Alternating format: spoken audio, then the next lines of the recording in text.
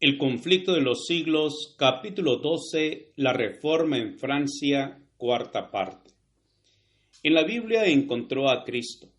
«Oh Padre», exclamó, «su sacrificio ha calmado tu ira, su sangre ha lavado mis manchas, su cruz ha llevado mi maldición, su muerte ha hecho expiación por mí. Habíamos inventado muchas locuras inútiles, pero tú has puesto delante de mí tu palabra como una antorcha, y has conmovido mi corazón para que tenga por abominables todos los méritos que no sean los de Jesús». Calvino había sido educado para el sacerdocio. Tenía solo 12 años cuando fue nombrado capellán de una pequeña iglesia, y el obispo le censuró la cabeza para cumplir con el canon eclesiástico. No fue consagrado ni desempeñó los deberes del sacerdocio, pero sí fue hecho miembro del clero. Se le dio el título de su cargo y percibía la renta correspondiente. Viendo entonces que ya no podría jamás llegar a ser sacerdote, se dedicó por un tiempo a la jurisprudencia y por último abandonó este estudio para consagrarse al Evangelio. Pero no podía resolverse a dedicarse a la enseñanza. Era tímido por naturaleza. Le abrumaba el peso de la responsabilidad del cargo y deseaba seguir dedicándose aún al estudio. Las reiteradas súplicas de sus amigos lograron por fin convencerle. «Cuán maravilloso es», decía, «que un hombre de tan bajo origen llegue a ser elevado hasta tan alta dignidad». Calvino empezó su obra con ánimo tranquilo, y sus palabras eran como el rocío que refresca la tierra. Se había alejado de París y ahora se encontraba en un pueblo de provincia bajo la protección de la princesa Margarita, la cual, amante como lo era del Evangelio, extendía su protección a los que lo profesaban. Calvino era joven aún, de continente discreto y humilde. Comenzó su trabajo visitando a los lugareños en sus propias casas. Allí, rodeado de los miembros de la familia, leía la Biblia y exponía las verdades de la salvación. Los que oían el mensaje llevaban las buenas nuevas a otros, y pronto el maestro fue más allá, a otros lugares, predicando en los pueblos y villorrios. Se le abrían las puertas de los castillos y de las chozas, y con su obra colocaba los cimientos de la iglesia de donde iban a salir más tarde los valientes testigos de la verdad. A los pocos meses estaba de vuelta en París. Reinaba gran agitación en el círculo de literatos y estudiantes. El estudio de los idiomas antiguos había sido causa de que muchos fijaran su atención en la Biblia, y no pocos, cuyos corazones no habían sido conmovidos por las verdades de aquella, las discutían con interés y aún se atrevían a desafiar a los campeones del romanismo. Calvino, si bien muy capaz para luchar en el campo de las controversias religiosas, tenía que desempeñar una misión más importante que la de aquellos bulliciosos estudiantes. Los ánimos se sentían confundidos y había llegado el momento oportuno de enseñarles la verdad. Entre tanto que en las aulas de la universidad repercutían las disputas de los teólogos, Calvino se abría paso de casa en casa, leyendo la Biblia al pueblo y hablándole de Cristo y de este crucificado. Por la providencia de Dios, París iba a recibir otra invitación para aceptar el Evangelio.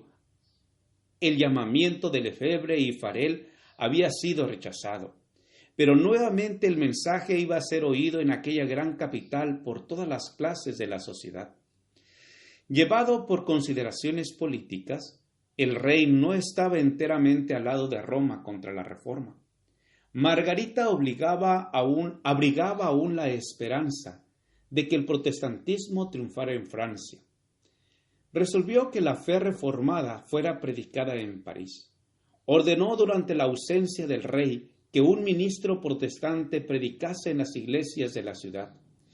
Pero habiéndose opuesto a esto los dignatarios papales, la princesa abrió entonces la puerta del palacio. Dispúsose uno de los salones para que sirviera de capilla y se dio aviso que cada día, a una hora señalada, se predicaría un sermón al que podían acudir las personas de toda jerarquía y posición. Muchedumbres asistían a las predicaciones. No solo se llenaba la capilla, sino que las antesalas y los corredores eran invadidos por el gentío. Millares se congregaban diariamente. Nobles, magistrados, abogados, comerciantes y artesanos.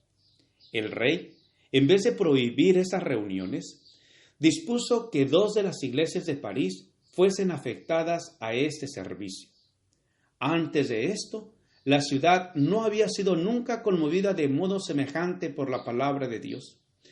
El espíritu de vida que descendía del cielo parecía soplar sobre el pueblo. La templanza, la pureza, el orden y el trabajo iba sustituyendo a la embriaguez, al libertinaje, a la contienda y a la pereza. Pero el clero no descansaba.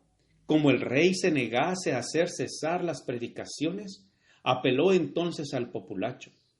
No perdonó medio alguno para despertar los temores, los prejuicios y el fanatismo de las multitudes ignorantes y supersticiosas. Siguiendo ciegamente a sus falsos maestros, París, como en otro tiempo Jerusalén, no conoció el tiempo de su visitación, ni las cosas que pertenecían a su paz. Durante 2 años fue predicada la palabra de Dios en la capital. Pero si bien muchas personas aceptaban el Evangelio, la mayoría del pueblo lo rechazaba. Francisco había dado prueba de tolerancia por mera conveniencia personal, y los papistas lograron al fin recuperar su privanza. De nuevo fueron clausuradas las iglesias y se levantó la hoguera. Calvino permanecía aún en París, preparándose por medio del estudio, la oración y la meditación para su trabajo futuro, y seguía derramando luz. Pero al fin se hizo sospechoso. Las autoridades acordaron entregarlo a las llamas. Creyéndose seguro en su retiro, no pensaba en el peligro. Cuando sus amigos llegaron apresurados a su estancia para darle aviso de que llegaban emisarios para aprenderle, en aquel instante se oyó que llamaban con fuerza en el zaguán. No había pues ni un momento que perder. Algunos de sus amigos detuvieron a los emisarios en la puerta, mientras que otros le ayudaban a descolgarse por una ventana para huir luego precipitadamente hacia las afueras de la ciudad. Encontrando refugio en la choza de un labriego, amigo de la Reforma, se disfrazó con la ropa de él y llevando al hombro un azadón, emprendió viaje. Caminando hacia el sur, volvió a hallar refugio en los dominios de Margarita. Allí permaneció varios meses, seguro bajo la protección de amigos poderosos y ocupado como anteriormente en el estudio. Empero su corazón estaba empeñado en evangelizar a Francia y no podía permanecer mucho tiempo inactivo. Tan pronto como escampó la tempestad, buscó nuevo campo de trabajo en Poitiers, donde había una universidad y donde las nuevas ideas habían encontrado aceptación. Personas de todas las clases sociales oían con gusto el Evangelio. No había predicación pública, pero en casa del magistrado principal, en su propio aposento y a veces en un jardín público, explicaba a Calvino las palabras de vida eterna a aquellos que deseaban oírlas. Después de algún tiempo, como creciese el número de oyentes, se pensó que sería más seguro reunirse en las afueras de la ciudad. Se escogió como lugar de culto una cueva que se encontraba en la falda de una profunda quebrada, en un sitio escondido por árboles y rocas sobresalientes. En pequeños grupos y saliendo de la ciudad por diferentes partes, se congregaban allí. En ese retiro se leía y explicaba la Biblia. Allí celebraron por primera vez los protestantes de Francia la Cena del Señor. De esta pequeña iglesia fueron enviados a otros lugares varios fieles evangelistas. Gracias por escuchar este audio. te invito a escuchar el siguiente capítulo. Jehová te bendiga y te guarde. Jehová haga resplandecer su rostro sobre ti y tenga de ti misericordia. Jehová alce sobre ti su rostro y ponga en ti paz. Con aprecio, el pastor Juan Manuel Flores Espinosa.